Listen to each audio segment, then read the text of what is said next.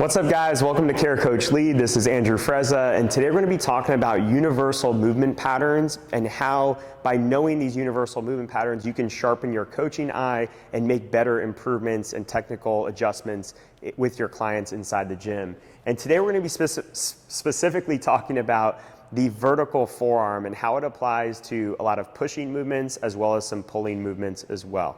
And probably the easiest way that you can show this is just a basic push-up. Right? So if I go down to do my push-up, one of the big mistakes or maybe misunderstandings with the push-up is that a lot of people think that as you go down, you want to move straight down to the ground and back up. And if you guys follow my forearm and my elbow as I do this, you're going to notice that I no longer have a vertical forearm. That forearm kind of drops back away.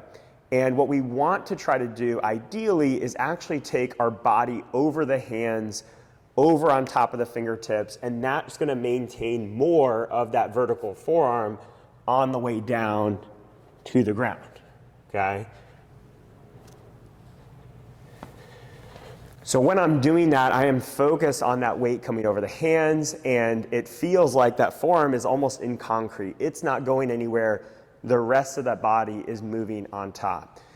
What that is enabling to do, and how you can explain this to your clients as you're making this adjustment, is that is the safest and strongest position for the shoulder. Okay, so as we're going through this, a lot of times the client's gonna make that adjustment and go, oh, that feels weird, that feels worse, that feels weaker. And you can describe it to them as that's actually gonna be a safer position for the shoulder. If you're back in this weird position, you're not really using that shoulder in its most capable way in the strongest fashion. The other one was a burpee, which is basically just a push-up, but for some reason, sometimes clients will screw up the burpee even though their push-ups look solid. So that's just another place that you guys can look to see how you can improve and how you can make adjustments and make corrections in a simple fashion. Now, I also want to show you guys how this translates to all these other movements and how you can start to spot these patterns and make little cueing adjustments with your clients. So the next one we have up there is the bench press. I'm going to show you a floor press because I love the floor press and how it provides feedback on this movement. So if I'm set up on the ground here, as I lower down in a floor press, as my elbows hit, I should have that same vertical forearm. If they get off in any way, you have that immediate feedback. It's going to feel super weird if you're not stacked in that bottom position. So I love the floor press and the bench press as well for helping clients feel that vertical forearm and helping coaches point it out in their athletes. And probably the most common example on a bench press or floor press is going to be a lot of newer female clients.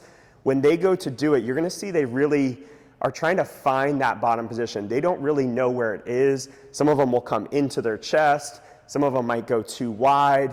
And if you can help them spot a vertical forearm, you can demonstrate for them what it needs to look like. A lot of them are going to find that ideal position on their own. We talk a lot about elbow positioning and all these other things, but really if we focus on wrist staying stacked on the elbow as they go down, they're going to feel really strong in that position.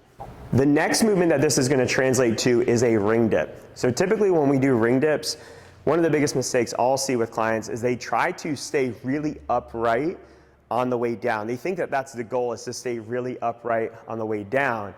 And the easiest way to gauge whether they are too upright or not is where that forearm position is. If they're not maintaining a vertical forearm, that elbow's dropping back, then they're probably too upright. What we need to do is allow that chest and their shoulders to go over the rings, to come a little bit forward, so that way they can get into that vertical forearm position. It's also going to translate to the handstand push-up. Okay? If you're familiar with handstand push-ups, doesn't matter if it's strict or kipping, you want to create that tripod position at the bottom of your handstand push-up. So the head is going to drop slightly behind the hands towards the wall, and when you do that, that will also maintain that vertical forearm, whereas if you drop the head between the hands, then you're probably going to lose that vertical forearm position. And then finally, we have the bent over row, and probably the most common mistake we see on the bent over row is clients stay a little bit too upright when they do it, and then they tend to row to their armpit as opposed to rowing back towards that rib cage and really firing up that lat. So if we can also talk about the vertical forearm, what that's going to correct in addition to where they pull is how far over they are.